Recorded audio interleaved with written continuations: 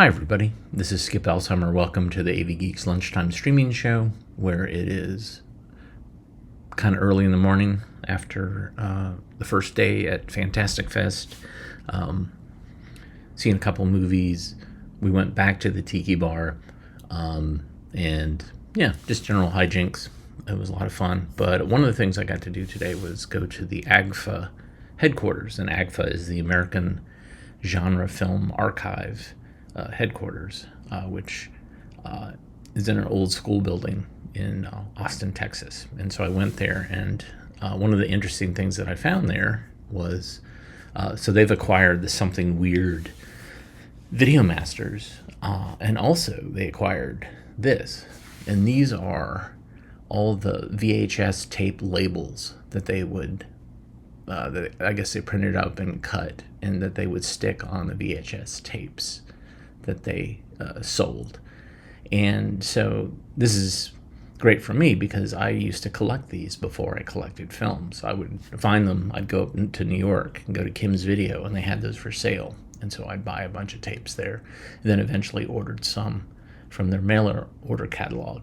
But yeah, there's all these great things there.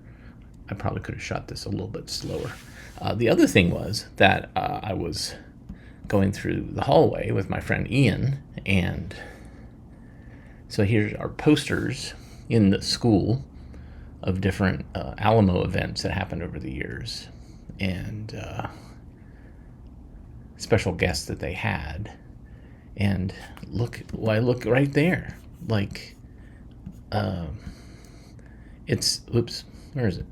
I had it. Crap. Oh, let me bring it back. Oh, wrong one. Let me bring it back. I'm tired. So, all right, where is it? Sorry, everybody. All right, so this is a show I did very early on with the Alamo Drafthouse, and it was, we actually did a screening in an elementary school cafeteria, and they had lunch ladies, which were played by PTA members, and there were some kids there. The principal was there, and I showed movies about cafeteria manners and courtesy, and it was a big hit. It was awesome. And they had chicken fingers, and they had tater tots and lunch trays. It was really a phenomenal show, and I hope to repeat that at some point in the future. But yeah, so that was what I saw today. And I thought you'd enjoy it. So today we're going to watch a series of films. Let's see, not a theme this time. This is kind of more of a grab bag, but this is, we're going to watch What's in a Shadow. We're going to watch,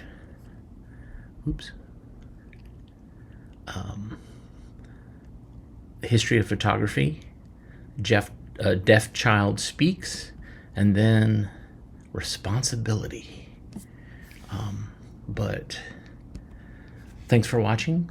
I'm going to go to bed because I'm exhausted, because I have to get up early tomorrow and do go to a board meeting, and then see some more movies and maybe get some delicious Texas barbecue.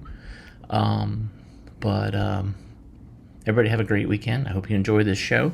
If you like what you're watching, or you at least like the idea of what we're doing, hit the thumbs up, hit the like button, and we will see you again pre-recorded on Monday, because that's when I'm flying back to Raleigh, and maybe I'll have more things to show you.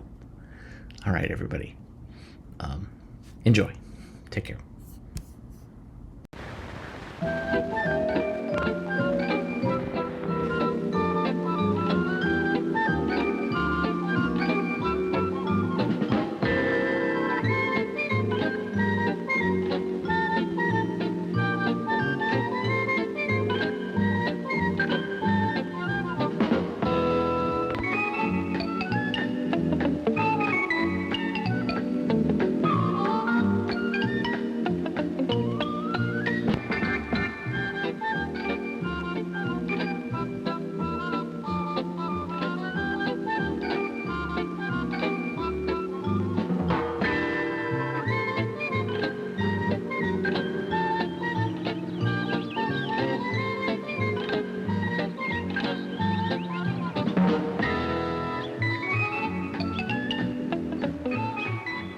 Did you ever try to run away from your own shadow? It really can't be done. Your shadow will stick close to you wherever you go, if it's a sunny day. You should make friends with your shadow, because it can be a big help in finding directions. Some people think the only way to find directions is with a compass. You probably remember, a compass has a magnetized needle that points north. The face under this needle is called a compass rose. Now turn yourself with the compass so that north on the compass rose is under the north pointing needle. You're facing north if you hold it like this. Notice that when you're facing north, east is to your right, west is to your left, and south is behind you. Now that's important.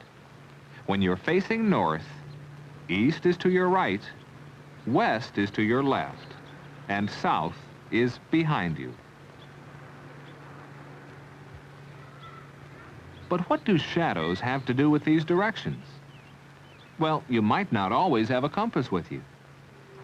But if you had some sunlight to cast a shadow, and a watch or a clock to give you the time of day, you could also find directions. Let's find out how. First, we'll make a shadow diagram. We can record the sun's positions during the day on this sheet. Let's call this a shadogram. 8 o'clock in the morning should be early enough to start. We'll mark the sun's shadow each hour. Our clock is a reference for timing the shadow positions and lengths. Now, this is taking all day, but on film, we can compress the time and show it happening faster.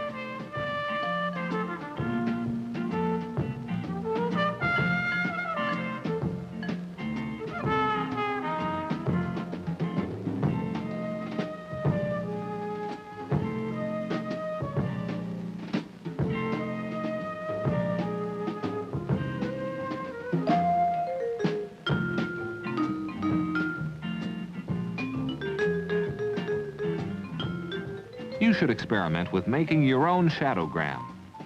It will be different in different parts of the world and at different seasons of the year.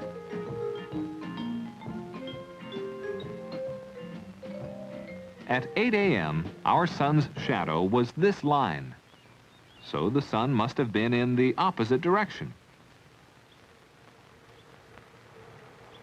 The compass needle gives us a north-south line on the shadogram. Which direction is the sun at 8 o'clock in the morning? It's east. Now let's move around to the north side of our shadogram so that we're facing south. From here we can see what the sun appears to do during the day. As we go through the morning hours, the sun seems to move from east to south and climb higher in the sky.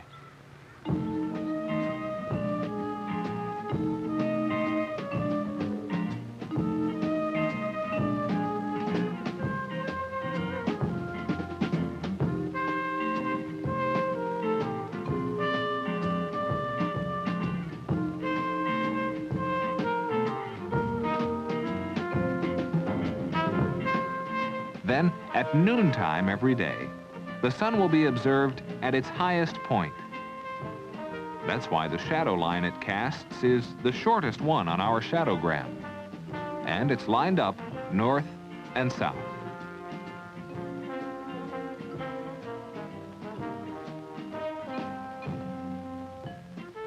In the afternoon, it's all downhill for the sun. It continues to a point opposite east.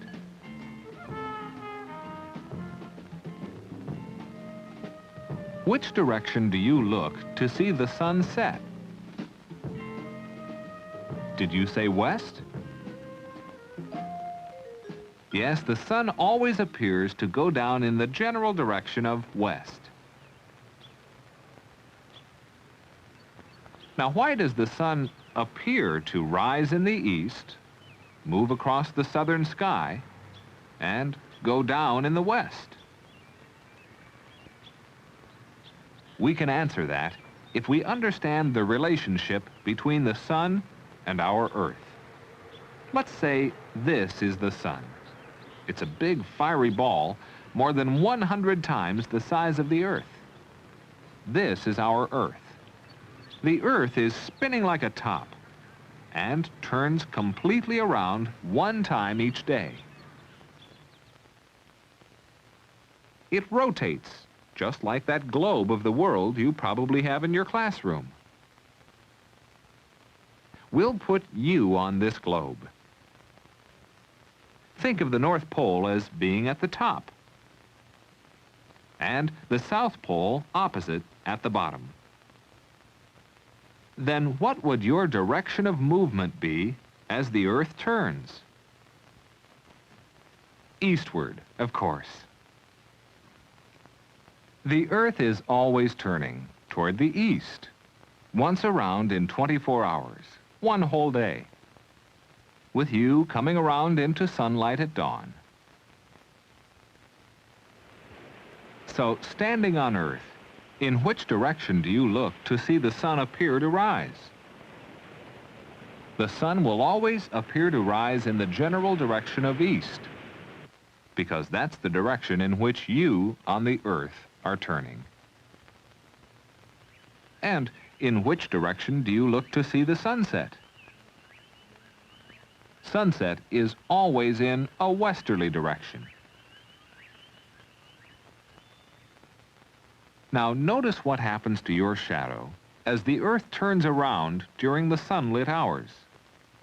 In the early morning, when the sun is in the eastern sky, your shadow would point in the opposite direction.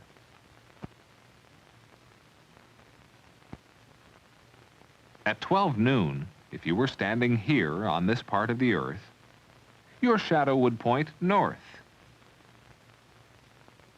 Someone who lives here near the equator might not cast a shadow at all at noon, since the sun would be directly overhead. Or for someone who lives south of the equator, the noon shadow would be pointing south. But for everyone, the sun would still appear to rise from the east. During the late afternoon, when the sun is in the western sky, your shadow would point in the opposite direction.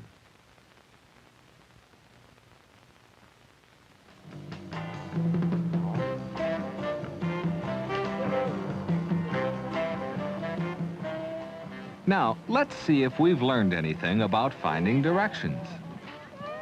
The zoo is a good place to start because there's usually a map of the zoo grounds. You have to be shown where north is, so most maps have a north-pointing arrow. If you especially wanted to see the children's zoo, how would you find the direction to go from where you are?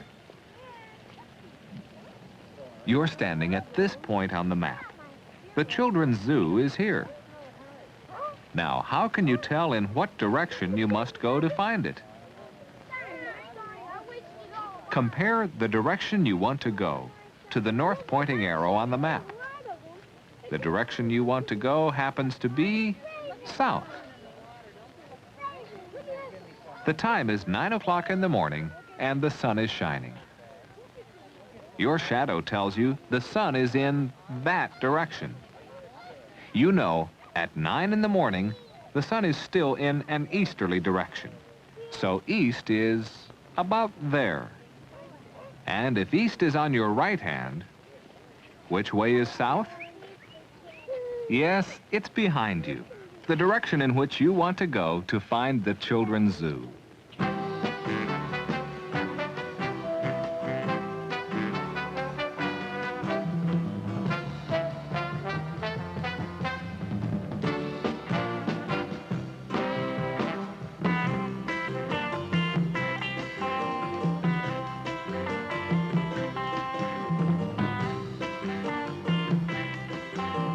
If you were at the zoo at 4 o'clock in the afternoon on a sunny day, could you find your directions?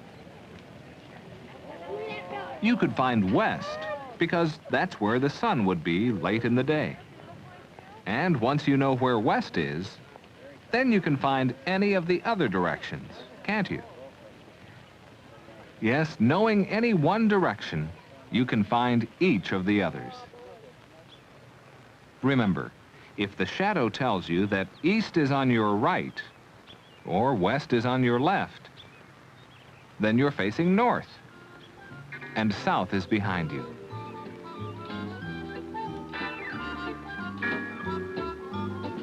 Why don't you look at the time and find a shadow right now? Then see if you can figure out the direction of north. And don't try to leave your shadow behind, though. You'll need it the next time you want to find directions.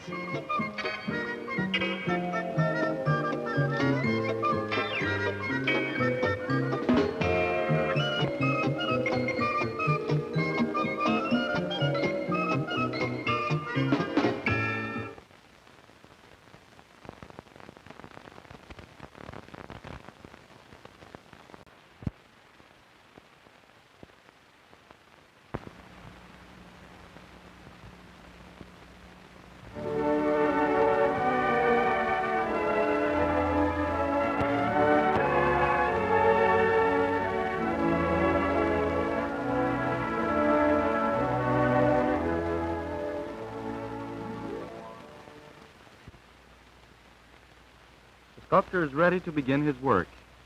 Different types of sculpture require different types of armatures to hold the clay. Any sturdy upright on a heavy base will serve for modeling a portrait. The cross pieces keep the clay from slipping.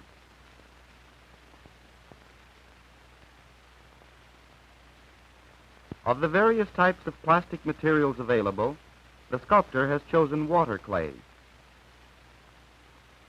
Handfuls of clay are shaped into long, narrow strips and packed over and under the cross pieces of the armature.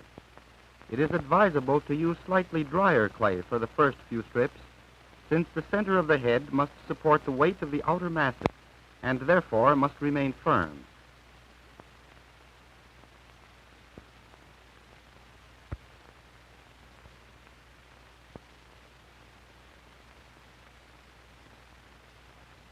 With a wooden mallet, the clay is packed and shaped at the same time.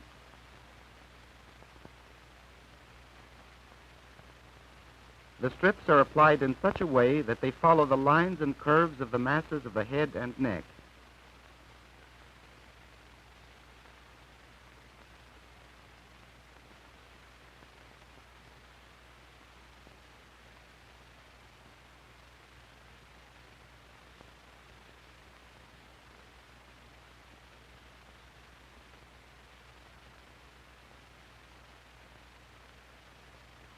The sculptor has completed a preliminary three-dimensional structure consisting of skull, face, and neck, upon which all the later work will be done.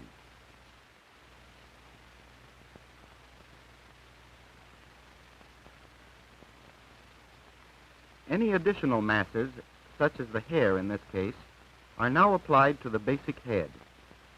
The hair strips are made to follow as much as possible the natural direction of hair growth.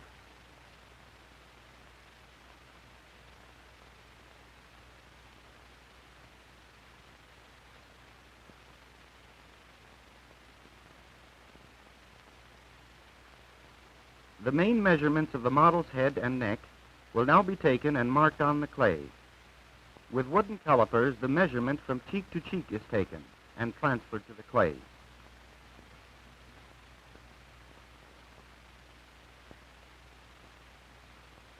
The length of the face from hairline to chin is measured with the calipers and in the same way transferred to the clay. Similarly, other essential measurements are made.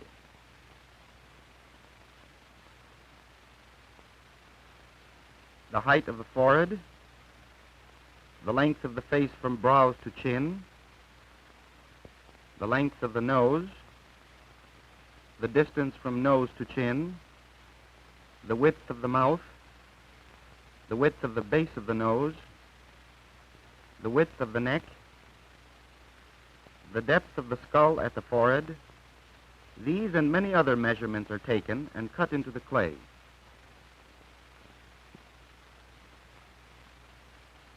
The basic head has been marked with all the essential measurements of the model.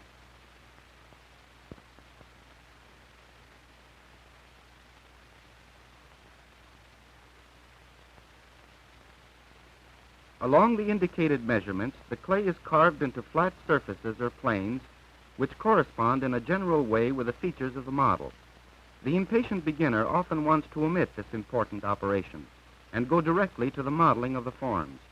But he will learn that cutting the planes leads him to a more careful study of the model, helps him to keep the parts in proper relation to the whole, and gives him greater control over his work.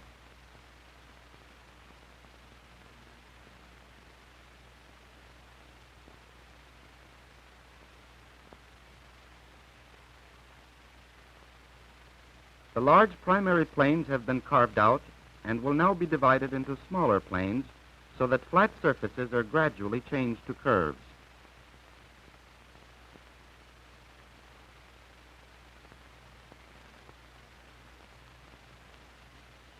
Pieces of clay will be added in some instances, as in the case of the eyes.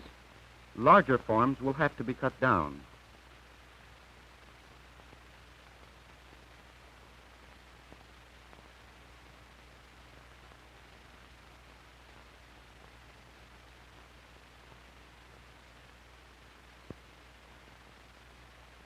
Working with planes is like building with blocks.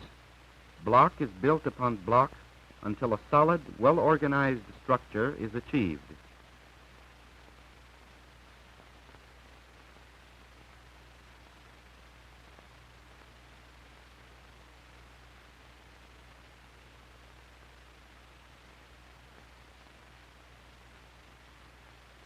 Slowly, lips, chin, nose, and cheeks emerge in more natural, rounded forms.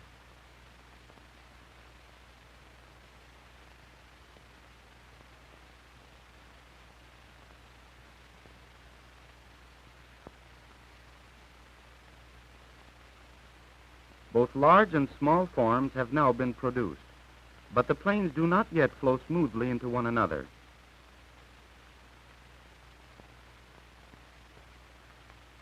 The thumb is the sculptor's oldest and best tool.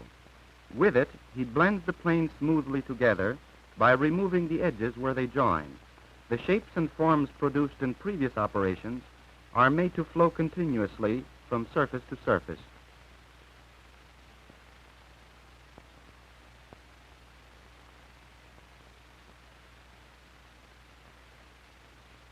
During this blending of the forms, the controlled pressure of the thumb works out in still greater detail the contours of face, skull, and neck.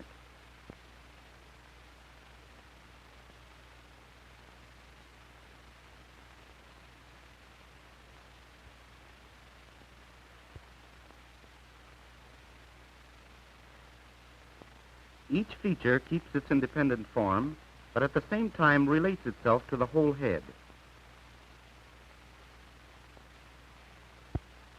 As he works, the sculptor moves quickly from part to part, keeping each at the same level of completion.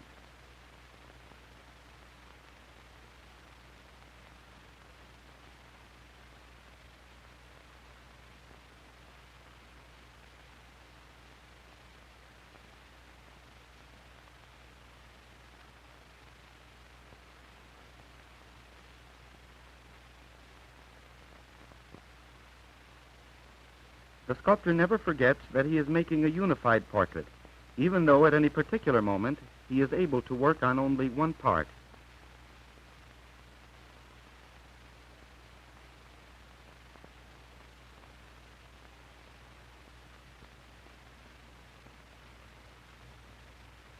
Frequent wetting of the thumb helps it to move more easily over the clay by preventing clay particles from sticking to it.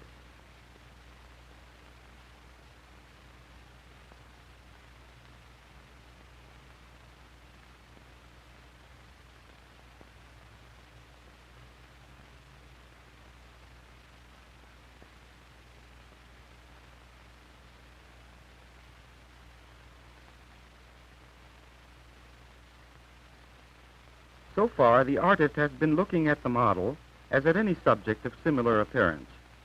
Every model, however, possesses unique individual characteristics. It is for these that the sculptor now looks. This face is classical or Madonna-like, being oval and rather wide at the cheekbones. The lips are somewhat full and the nose moderately strong and turned up slightly in its length. The truly expressive work of the sculptor begins now as he transfers to the clay his personal interpretation of the character of the model.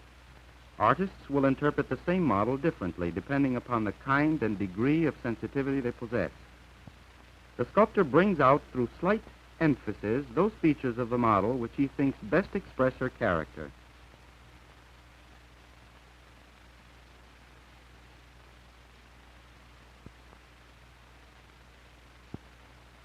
The lips are made more full.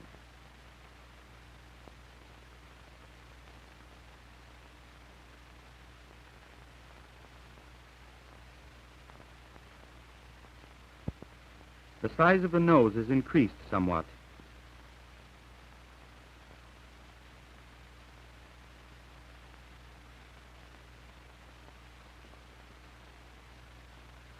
The oval shape of the face is emphasized.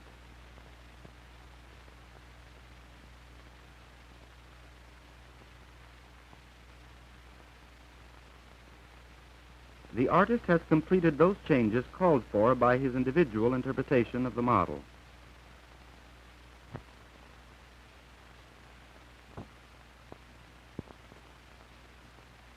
Every piece of sculpture requires its own particular type of surfacing. The face of a young woman suggests a delicate skin texture. This is produced by lightly working the wet thumb over all the forms.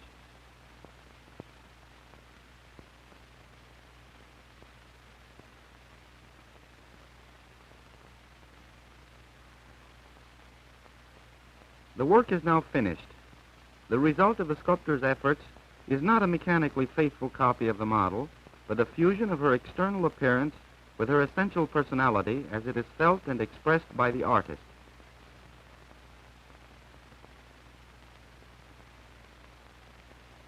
The clay portrait is now ready to be cast or fired.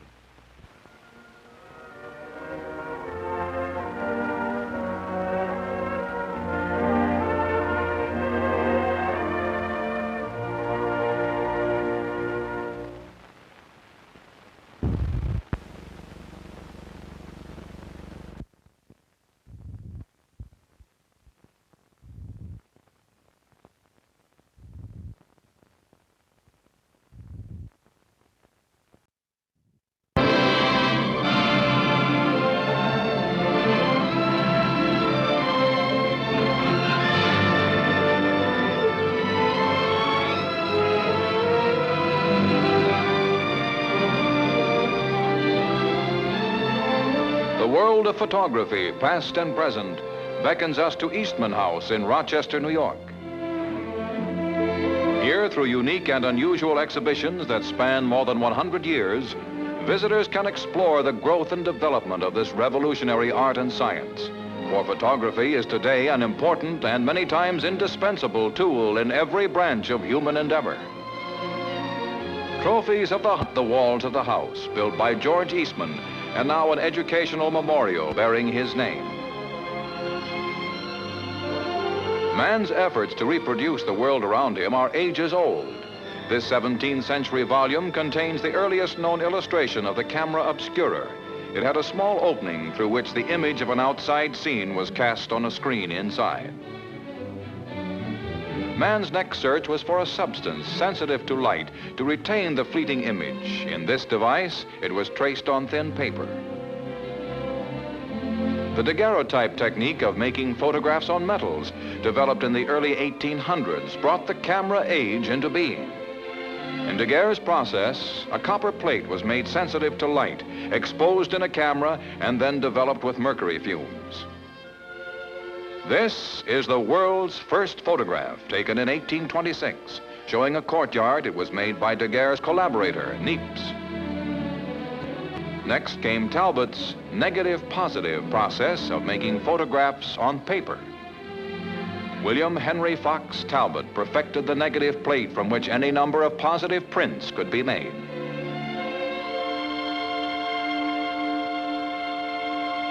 As photography took root in the public's imagination, studios sprang up to do a flourishing business in picture portraits. Expert as the photographers might be, the portraits were a tedious task. The negative plates in the camera sometimes required up to 8 minutes of exposure, during which the subject was required to remain completely rigid. A brace helped keep the head motionless.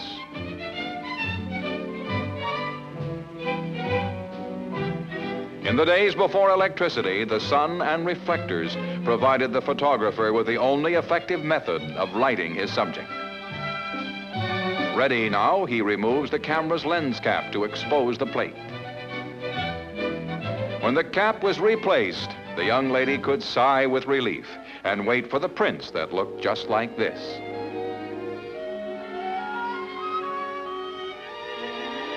The new art of photography was utilized in many clever inventions. The megalethoscope, which appeared in 1862, was one of the most unusual. This photograph of St. Peter's in Rome is illuminated by mirrors mounted on the open doors. Day becomes night when they are closed, permitting only pinholes of light to enter from the back. Stereoscopic or three-dimensional photography dates back to 1838. Two photographs taken from viewpoints equal to the distance between the eyes produce an amazing illusion of depth when seen together. From the first viewer to the later models of Granddad's day, stereoscopic pictures have fascinated young and old. Once no parlor was complete without them, and today three-dimensional photography has won a new popularity. Back in the pioneer days of landscape photography, the cameraman had to carry his own portable darkroom with him wherever he went. A new technique, the collodion process, had made both the daguerreotype and Talbot type methods obsolete. It required, however, that negatives be exposed and developed while wet. The operation was often a two-man undertaking, for it took hours to set up the tent and the complicated apparatus for the darkroom. By the time everything was set, the sun might have disappeared. When all was ready, the photographer went into the tent, which had an opening permitting only infrared light to enter. Then he would coat a glass plate with collodion, a mixture of gun cotton, ether, and alcohol, to make it sensitive to sunlight. The plate was placed in the camera immediately, for it remained light sensitive only while wet. Although awkward and difficult, the collodion process gave brilliant results when developed and was extremely popular from 1851 to 1881. With the invention of the revolutionary dry plate process, bulky equipment gave way to small, secret cameras. They were disguised as common objects so that candid pictures could be taken. Cameras were even made to resemble revolvers. Pulling the trigger released the shutter. The cylinder held 10 tiny negative plates. General Oscar N. Solbert, director of Eastman House, demonstrates another of the secret cameras, this one cleverly concealed in the head of a walking stick. An intricate and ingenious series of cogs and wheels enabled the owner to take several pictures without reloading his cane camera. One of the tiniest spy cameras was secreted in a necktie. Still another was this camera, hidden in a 19th century vest pocket watch. It too was made possible by the dry plate process.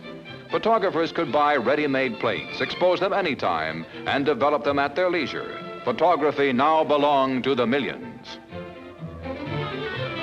At the Dryden Gallery, the history of American photography becomes as well the history of the American nation, a pageant in pictures of progress unmatched since the beginning of time. A new photograph is mounted in the priceless collection by the curator of Eastman House, Dr. Beaumont Newhall. With his photographic buggy, Matthew Brady made many of the museum's fine Civil War pictures. Wagon darkrooms enabled cameramen to travel with the armies of the North and South. Union volunteers reporting for duty. Confederate artillery poised for battle. Confederate cannons, fortifications, and tents in Atlanta. And one of the best-known photographs of the period, President Lincoln visiting General McClellan at Antietam.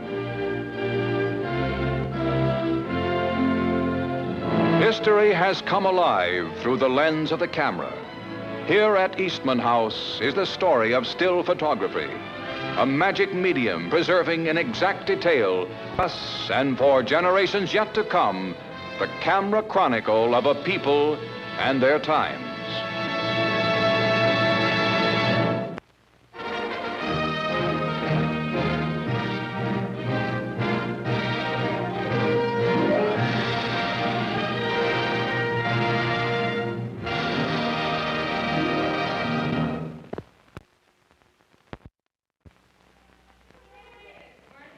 The sounds that you hear, my voice, the children shouting and laughing, the sounds of traffic, these are all commonplace to you and me. But they're not common everyday experiences to these children.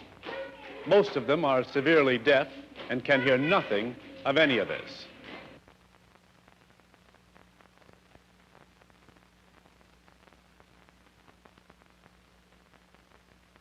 Some of them can hear a little, but the sounds are distorted and mostly unintelligible to them. Amy, do you want to jump?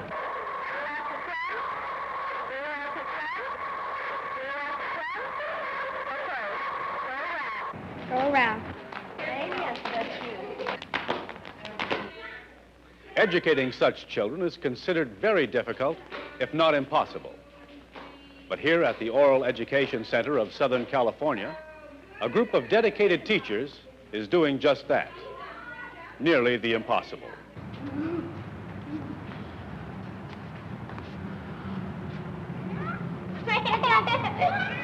Good.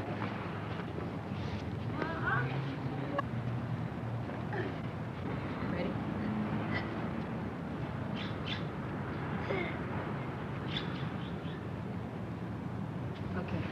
Okay, good.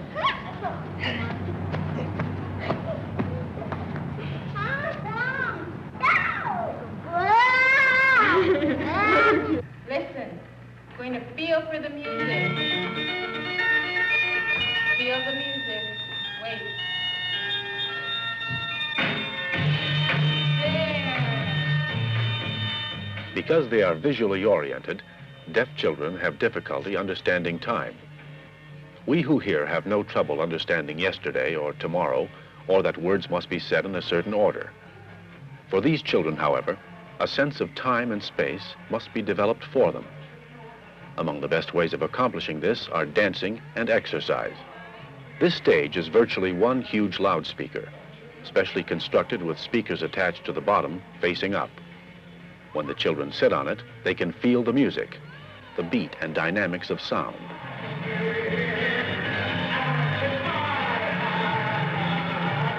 They are encouraged to move in response to the music, to the sensations they feel.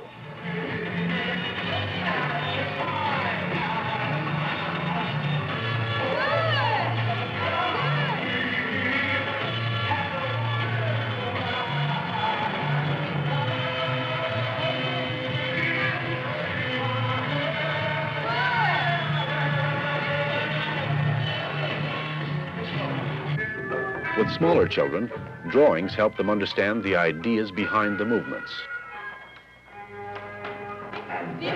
I tie my scarf around my neck like a cowboy bandana, and I'm a happy cowboy. Galloping over the prairie. Galloping, galloping over the prairie.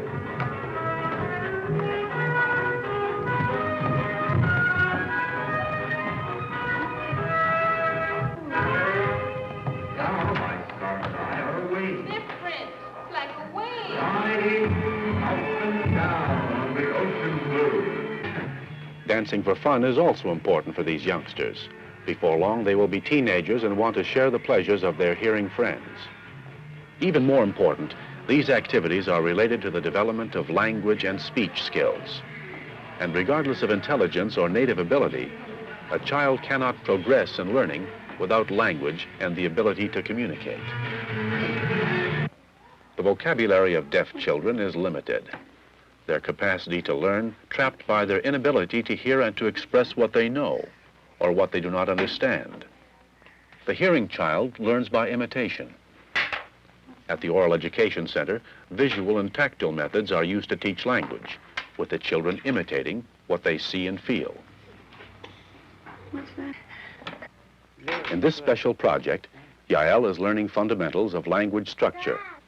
The plastic pieces represent objects and actions. Repeatedly performing the actions called for by the arrangement of the pieces provides Yael with a basic understanding of the relationship and order of words in a sentence. Remember? Mm-hmm. Okay.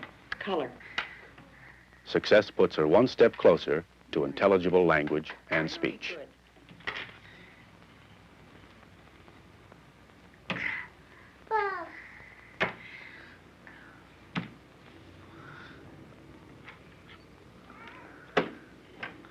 Yael, look. What does it say? Mm-hmm. That's right. Look. Look. Look. That's right. Okay. Mm-hmm.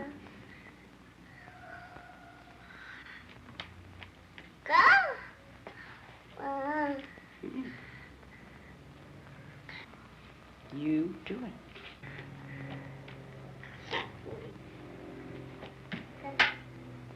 Mm-hmm. Right.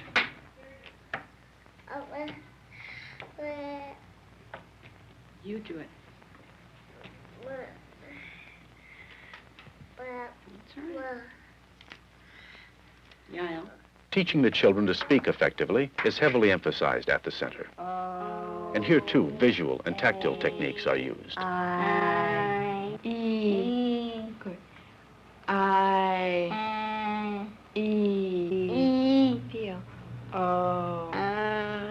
Very nice. What's your name?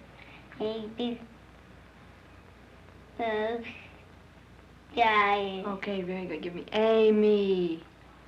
Feel this. Amy. Wait. Feel me. Amy. Amy. Rose. Very nice. How old are you? Okay, say, I'm 6. Okay, I'm 6. Very nice. Okay. I want you to count for me. 1. Let's feel it. 1, 2, 3. With older children, reading is combined with speech training. They look at the words and lip read as the teacher speaks the words. Then they express the words themselves. We went to the post office. We went to the post office. We saw lots of mailboxes. Look, lots of mailboxes. An interesting experience they have had is the basis for a lesson, taking advantage of concepts and vocabulary they discovered on a field trip to the post office. Right here, this mailman showed us some letters. Letters. Good. Look at all the packages. Good. Deanna and Mark are standing by a hand truck. Come on, everybody. Deanna and Mark are standing by a hand truck. You remember the hand truck? Bridget, can you read this one? What does it say? The post office. Reading is complicated for nearly all children. It is particularly difficult for a deaf child. The average deaf high school graduate reads at a 3rd grade level. Many of these youngsters have already attained that level as a result of intensive training with special approaches. Good. Look, see this day? It's all over. I'm going to cross it out. It's past.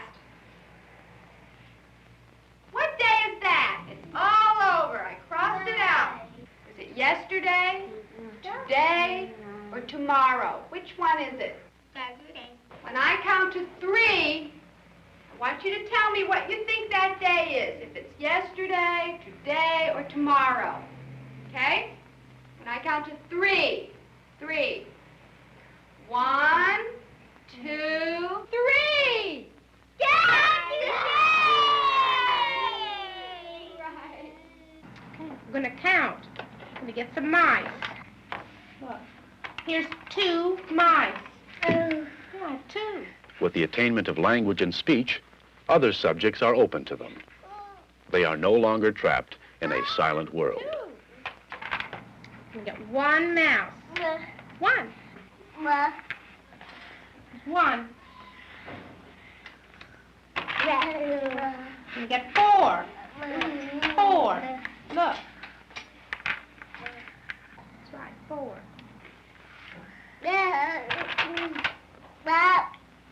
3. Gonna do 3. On 3.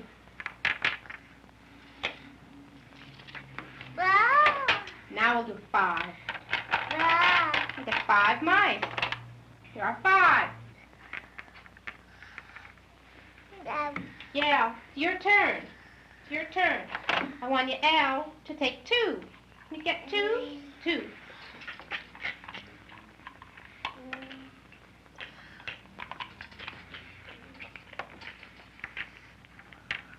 That's 2. Good for you. I want you to take 3. You take 3?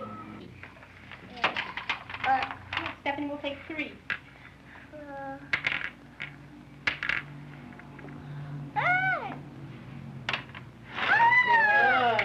Look, there are 3. Yeah, Al, can you take 1? Find 1 mouse. 1. Here's 1. Can you find 4? 4.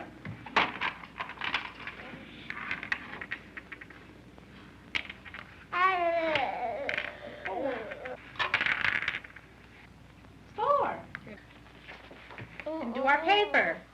Here are the numbers. Okay, take 1 sticker.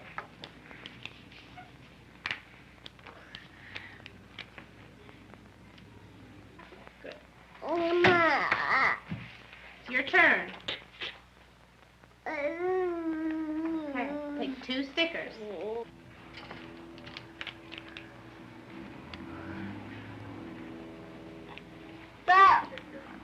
2. That's right, there are 3. Find 3 stickers.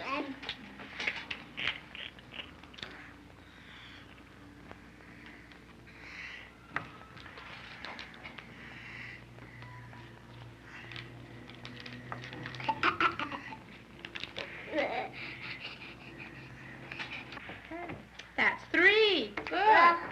Stephanie's turn. Stephanie, what number? Okay. Take 4 stickers.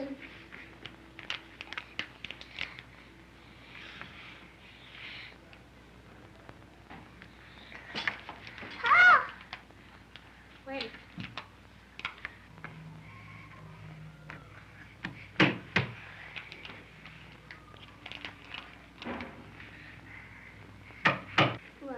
Take 1 more sticker. That was 4. Good for you. We're going to talk about balance. Remember the balance? Recent tests conducted at the school indicate a tremendous improvement in the children's general academic skills. When they entered, most of them scored in the lower 30% on standard national tests used with all elementary school children. After their first year here, many were scoring in the upper 25%, and some in the top 1%. I can balance this eraser. And I can turn it upside down and balance it. Right. Can you balance an eraser? Here are some erasers. Let's see who can balance an eraser.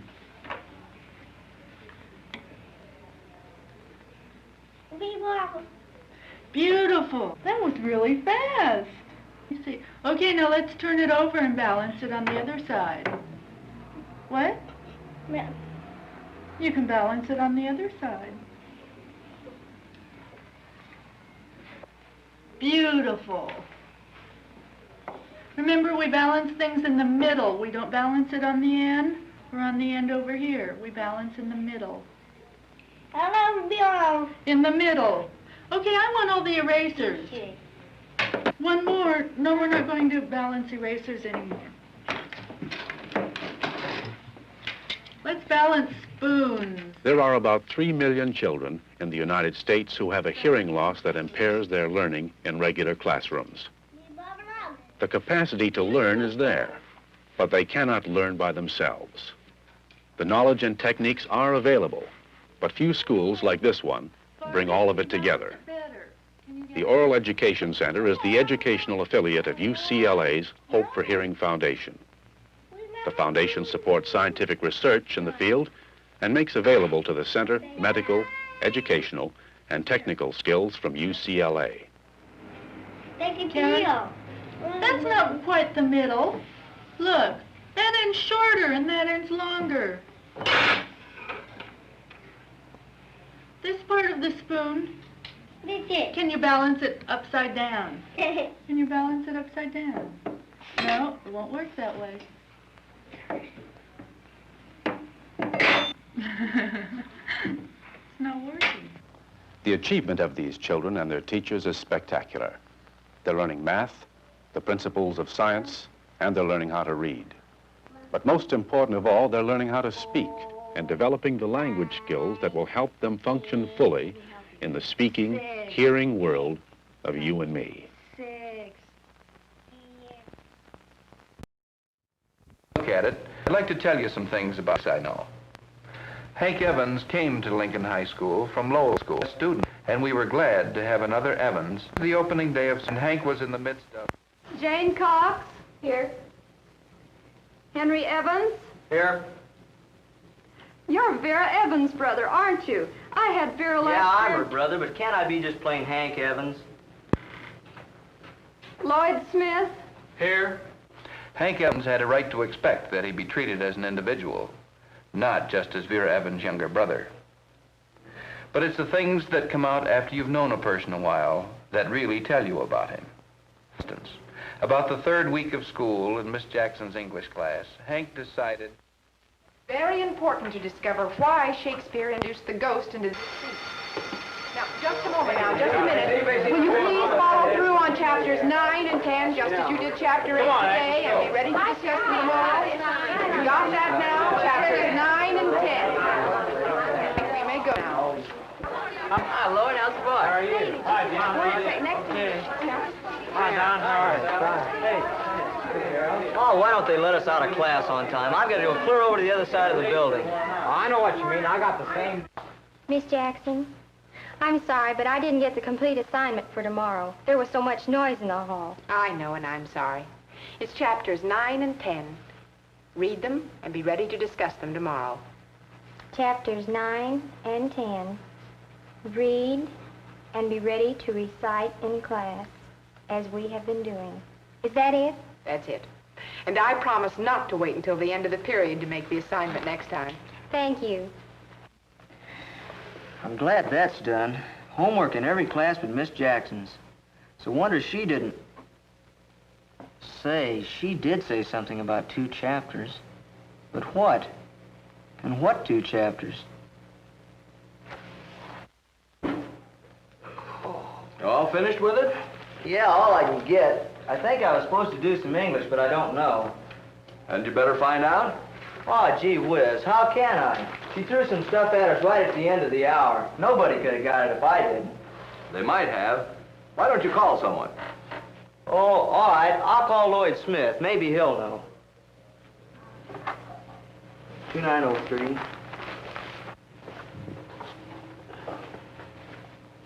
Lloyd? Hank. Hey, what did Miss Jackson assign for class tomorrow? Well, she said to read chapters 9 and 10. I guess she meant so we could recite on them just as we have been doing. Anyway, that's what I'm going to study. But you don't for sure. Well, thanks, Lloyd. Goodbye. Chapters 9 and 10. Maybe. If it's not 9 and 10, well, Then I've read them for nothing. Besides, I've done enough work for one night. Perhaps Hank wasn't entirely to blame that he wasn't prepared for English class the next day. But Beverly Anderson was prepared. She had taken it upon herself to make sure what she was supposed to do. Lloyd Smith could contribute to the class discussion too, because he had learned that you can't let things slide and expect to keep up. And Hank? Oh, he had a couple of bad moments. He hardly knew what was being talked about, but he managed to avoid being called on to recite, and no himself was the wiser. I could unfold this slip of paper right now and see whether we, the teachers and I, have been wrong and Hank Evans has been right. Does it make any difference if you let things slide once in a while? But let me tell you another incident in Hank's career. He and Lloyd Smith used to get their lessons together. It was an even-up proposition. Neither one of them did more work than the other. Quantity x minus 3 times quantity x minus 5. Hey, look here, Lloyd. This isn't going to prove out. We've got a mistake somewhere. Well, maybe it's up here in this first substitution. Hey, how'd that 5 get in there? Hey, that's it. How'd we miss that? What? Well, it's going to factor now. Mistakes. And that finishes the problems, too. Yeah, Sue can copy them over. Copy them over? What for? Well, I figured all over the place. Mr. Ellis will never be able to find my answers. I'll draw a circle around the answers. He wants to see how we got them, doesn't he? Well, sure. I intended to put in all the figuring, but like there, where you marked out all that stuff. Don't you want to copy it over so it'll look better? Is this art or algebra? I got all the answers, and they're all right. That's all I care about. Well, I think I'll copy mine. Suit yourself. It may not be quite fair to say that this attitude toward his work was what you remembered about Hank Evans. Hank was friendly, intelligent, popular, and had a way with people. Most of the time, he was an asset to Lincoln High and to himself. But there were times. Say, did you get your theme finished? Yeah, I think it's going to be pretty good. I've only got about 4 more pages to type. To type? Why, they're supposed to be handed in this morning. But Miss Granby said they were due on the 27th. I've got news for you, boy. This is the 27th, Wednesday the 27th. But we always hand themes in on Friday. I didn't look it up. I just naturally thought Friday was the 27th. How'd you ever let a thing like that slip your mind? For probably the first time, Hank couldn't make anyone see how reasonable his error had been. Miss Granby asked him to see her after class. Hank, I've wanted to talk with you for some time. I have your theme here, the one that came in 2 days late. But I told you. Please, Hank, let me finish. This is an excellent theme. It's well written, and for once you've taken the trouble to make it neat. But it was late. Miss Granby, There's more, Hank. Not all we asked for is here. A part of the assignment was to make an outline for the theme, too. An outline? You knew you were supposed to make an outline. Why didn't you? I didn't think it was important. If I can write a good theme without making an outline, why do I have to? That's not the point. Hank, I can teach you how to punctuate and to spell and how to write themes. But more important, you must learn to face responsibility. While you're a student at Lincoln High, it's your job to know what the lesson is, how it's to be done. I can't make you responsible. That you have to do for yourself. That's all, Hank. Thank you. That's appreciation. Huh. My responsibility, she said. My sister Vera always made straight A's, and everybody thinks I've got to be just like her. All the teachers who taught Vera will be on my neck, no matter what I do. Well, maybe Hank Evans did get something from that talk, because after that he took special pains to find out the what, when, and how in Miss Granby's classes. But people don't change completely as a result of one conversation over one assignment. Often it takes something big to convince a fellow he's on the wrong track and really needs to mend his ways. Maybe this is the something big for Hank Evans. What is it? Didn't I tell you? This is one vote in the school election. But there's one story about Hank, or I tell you about election. Last year, Hank Evans went out for the debate team. He and Beverly Anderson were selected for the affirmative against Wilson High. In the practice session, Hank and Beverly were pitted against Lloyd Smith and Elsie Taylor. Since our opponents have failed to establish any basis for a change, we must realize that this contention should stand as stated. Fine job, Hank. I wish I could make things sound as good as you do. Oh, it was nothing. Nothing. At least Bev doesn't think so. Well, what's the matter? Don't you like the way your partner mowed us down? Oh, sure, he's great, with his gift of gab. But all the facts are in my file box. Oh, Bev's a great one for facts. You ought to see inside that file box. It's full of resolutions and quotations. Well, all I can say is, somebody's going to get wise that his arguments are not like to be prepared. Oh, that's a good scout. Hey, I'm rich. Come on, I'll buy you all a soda. Good Wow, deal. Let's that go. sounds good. Hank didn't make many notes or collect many facts. He didn't think it was worth doing. And the idea that he wasn't doing his share didn't even occur to him. Not until the debate tournament got underway. Then, not being sure of his facts and faced by students from Wilson who knew their facts, Hank began to suffer from a strange, terrible malady. With height, his ability to make his argument evaporated.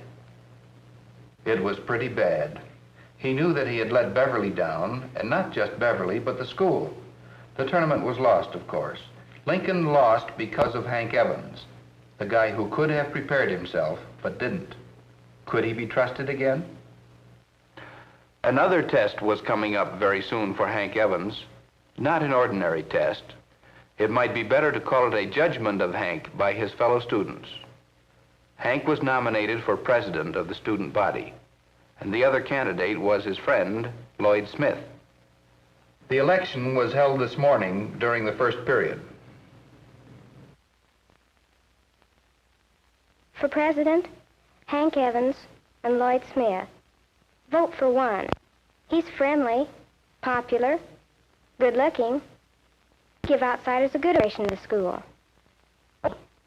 Lloyd Smith, dependable, always responsible. He never lets you down. Evans or Lloyd Smith. Vote for one. Which one? Each of the boys had something to recommend him, his followers. The election was going to be... You sure? We checked the connection.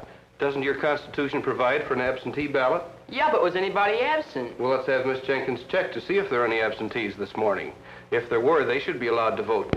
Yeah, There was only one person absent this morning, and his vote will determine who will be elected.